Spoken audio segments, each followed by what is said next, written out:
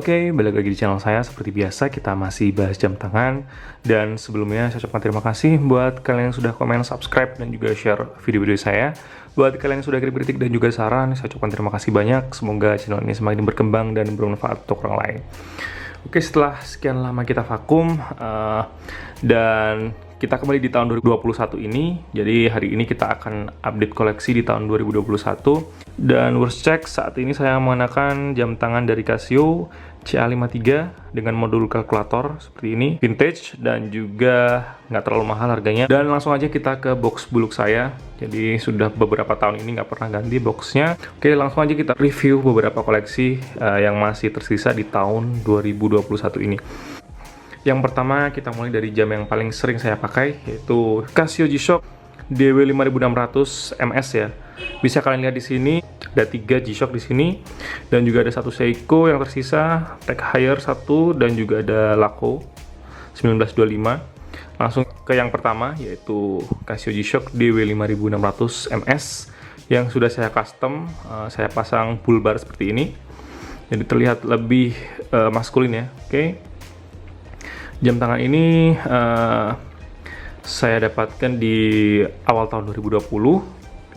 Oke, ada tulisannya 3229. Dan untuk jam tangan G-Shock ini adalah jam tangan entry levelnya ya. Ini bisa kalian dapatkan dengan harga masih di bawah 1 juta. Dan ini cukup ikonik karena dia membawa bahasa desain dari Casio G-Shock yang pertama kali rilis, yaitu DW5000. Oke, dengan display negatif bisa kalian lihat di sini. Kelemahan dari jam tangan ini adalah kalau kita di cuaca yang terik atau di bawah sinar matahari agak susah untuk melihat waktunya ya. Tapi ini cukup keren dan ini cukup tangguh ya. Sudah saya gunakan untuk berenang di laut ataupun di kolam renang, dan berbagai macam cuaca juga sudah saya lalui bersama jam tangan ini. Jadi sudah terbukti cukup tangguh dan hampir tidak ada lecet di sini. Dan ini adalah jam tangan yang paling sering saya pakai di tahun 2020. Dan yang kedua masih dari Casio G-Shock. Ini mungkin yang terbaru karena ini saya dapatkan di Desember 2020 secara tidak sengaja. Ini adalah DW6900 Foxfire ya, dengan warna merah, terus ada orange-nya di sini. Kemudian displaynya berwarna kuning sebenarnya ini. Kalau kalian bisa lihat di sini warnanya kuning. Yang membuat spesial adalah jam tangan ini hadir dengan package JDM ya, atau Japan Domestic Market. Dan dengan DW6900 yang standar harganya juga sedikit lebih mahal, tapi nggak. Dan jam tangan ini juga salah satu ikon dari G-Shock juga. Jadi pertama kali diluncurkan model ini pada tahun 1995 dan terlihat cukup tebal, dan pada saat itu memberikan warna fashion baru. Fiturnya cukup basic di sini. Di sini cuma ada light yang warnanya biru, kemudian ada stopwatch-nya dan bisa ditampilkan hari, bulan dan juga tahun di sini. Kemudian ada kronografnya ya di sini ya, yang paling atas ini. Oke. Dengan harga di sekitar 1,5 sampai dengan 1,7 juta. Kemarin saya dapat ini di jamtangan.com dengan mengaktifkan tombol notifikasi ya. Jadi ketika stoknya ready langsung saya ambil jam tangan ini. Oke, seperti ini dengan diameter 49 atau 48 mm. Cukup lebar, cuman nggak terlihat gede soalnya jam tangan ini memang desainnya canggih seperti ini ya. Atau kita coba aja. Dan seperti ini penampakannya di tangan saya dengan ukuran pergelangan tangan 17 cm. Terlihat gede ya, cuman masih pas lah, nggak overlapping juga di tangan saya. Oke, dan selanjutnya ini adalah jam tangan G-Shock lagi. Ini adalah G-Shock GMWB 5000 1D limited ya. Bisa kalian lihat di sini desainnya cukup mirip dengan DW5600. Cuman ini versi lebih advance-nya. Dia sudah TOF solar, kemudian ada teknologi multiband juga Terus dia juga dilengkapi dengan koneksi Bluetooth dengan material metal semua di sini. Finishingnya stainless steel. Cuman yang saya tidak suka dari jam tangan ini adalah gampang banget tergores ya. Bisa kalian lihat di sini banyak sekali goresan rambut di sini. Oke. Sampai ini saya tutup dengan selotip seperti ini di claspnya. Oke. Adalah GMWB 5000 yang dirilis pada tahun 2018 sebagai atau untuk memperingati 35 tahun dari Casio G-Shock. Oke, dan dirilis pada waktu itu ada 3 model ya, yang warna silver, kemudian yang warna gold dan hitam. Dan yang ini terlihat bling-bling banget ya kalau dipakai di tangan. Oke. Inilah Casio GMWB 5000 dan sekarang harganya masih sama di sekitar 6 sampai dengan 7 juta rupiah. Oke. Dan yang keempat, kita masih di jam tangan Jepang. Ini adalah jam tangan Seiko yang paling lama ada di koleksi saya. Ini jam tangan otomatis pertama kali saya juga.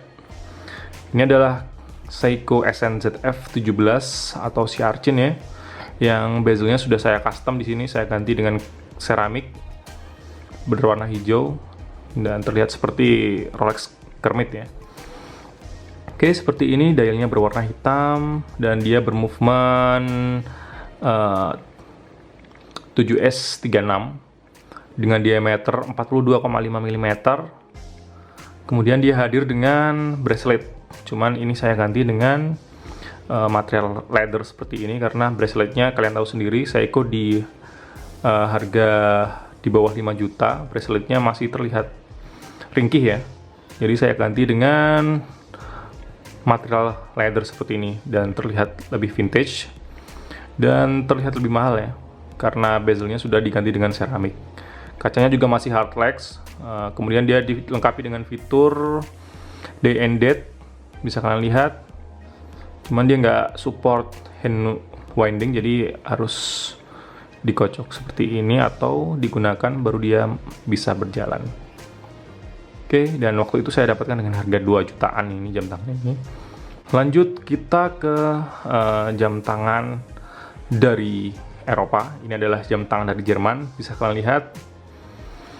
Ini adalah jam tangan Laco 1925. Ini adalah Laco Augsburg dengan ukuran 39 mm. Tapi terlihat gede di sini karena di dialnya atau di face-nya di sini terlihat lebar karena nggak ada bezel ya. Bezelnya cukup tipis di sini dan cukup simple di dialnya. Jadi markernya cukup angka di sini. Kemudian ada garis-garis penandanya di sini dan jarumnya juga simple seperti ini dan nggak ada tanggal di sini karena ini adalah jam Flieger. Jadi Laco sendiri adalah salah satu dari 5 brand pelopor jam tangan Flieger ya.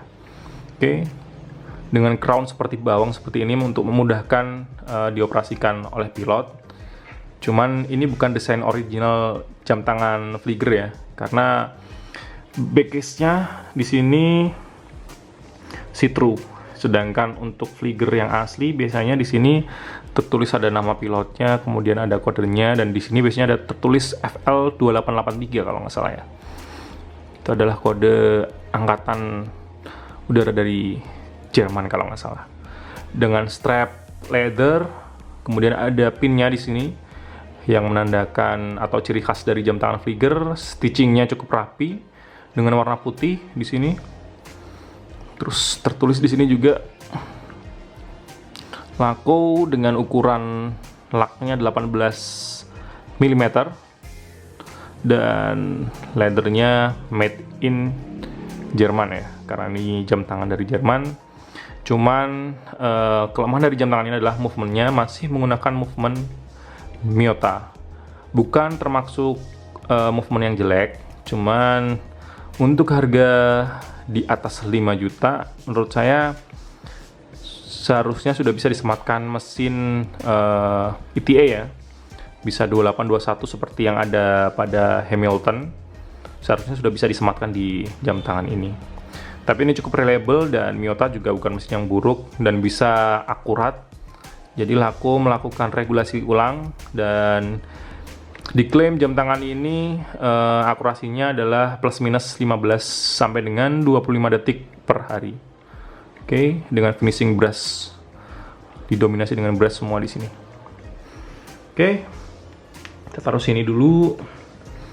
Dan yang selanjutnya, yang terakhir, ini adalah jam tangan yang masih termahal di box buluk saya ini. Dulu sempat ada Tudor 41 mm ya, Black Bay 41, cuman sudah terjual dan menurut saya ukurannya terlalu gede di tangan saya. 41 mm, seharusnya saya ambil yang 36 mm. Dan yang paling saya suka adalah jam tangan ini, meskipun banyak kontroversinya. Ada yang bilang movementnya cuma Sellita SW200 tapi harganya ketinggian, tapi desainnya cukup membuat saya tertarik ya, dengan dial berwarna biru atau sunburst blue sepertinya ya. Kemudian ada pola seperti dek kapal di sini. Dia sudah dilengkapi dengan fitur date dengan mesin kaliber 5 atau SW200 ya, Sellita. Kemudian dia jam diver, jadi bezelnya bisa diputar seperti ini, dan screw down crown di sini juga. Ini adalah Aquaracer WAY 2112 BA910 ya. Kalau yang BA928 braceletnya di sini solid. Kalau ini ada linknya satu di sini. Jadi dia terlihat seperti huruf H, dan ini yang membuat saya tertarik dengan jam tangan ini ya. Oke, cukup simpel juga dialnya, dan untuk 41 mm ini termasuk profilnya cukup tipis di sini, dan di tangan saya pas banget. Oke, ini bisa kalian dapatkan di harga antara 16 juta sampai dengan 20 juta untuk secondnya, dan barunya masih di 29 sampai dengan 30 juta. Oke.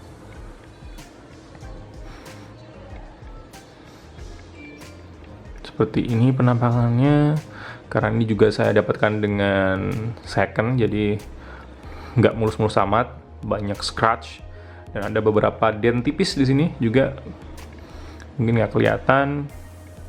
Ini adalah Tag Heuer WAY 2112. Oke, dan bonus yang terakhir, ini adalah jam tangan yang akhir-akhir ini sering saya pakai juga karena dia cukup tipis profilnya. Kemudian saya suka dengan model kalkulatornya di sini, dan ini mengingatkan saya pada masa kecil saya. Jadi saya pada masa kecil saya pengen banget punya jam tangan seperti ini ya, yang ada kalkulatornya. Dan baru kesampaian sekarang. Bukan jam tangan yang mahal, harganya masih di 200 sampai dengan 300 ribuan. Ini adalah CA53.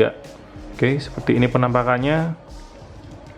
Dan demikian pembahasan dari koleksi saya di tahun 2021. Terima kasih sudah menyaksikan video ini dan sampai jumpa.